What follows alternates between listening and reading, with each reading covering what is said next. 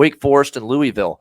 Next up, ACC action. We've got Wake Forest 4.5, actually up to 5.5 now. Road favorite 62.5 the total. I might lay it on the road here with Louisville, honestly, or Wake Forest, I should say. I like the way Wake is playing right now. Louisville was life and death to beat Pitt at home over the weekend. The offense, Malik Cunningham, was okay, but it wasn't great necessarily. I don't know if I'm necessarily trustworthy of this group, and all I see Wake Forest do is get better and better and better every week. This is a really good football team. I thought Wake would take a step back. Like, I'm probably going to lose this under season win total on Wake. They're 6-1. I thought they'd take a step back. That has not happened. Their only loss was at home against Clemson in overtime, a game they could have won 51-45, and that offense moved the ball pretty well against a good Clemson defense.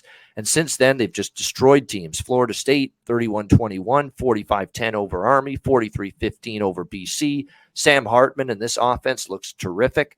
They're piling up big points every single week. I don't know. To me, I had this game closer to touchdown.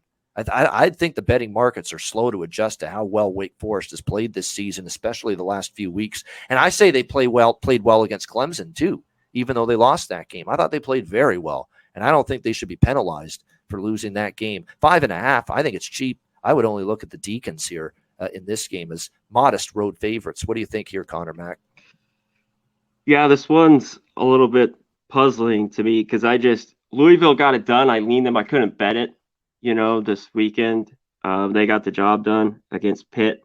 Every time I think there's a glimpse that I want to take this team, they fold on me. And Wake's been nothing but good, especially ATS for me all year, like you mentioned.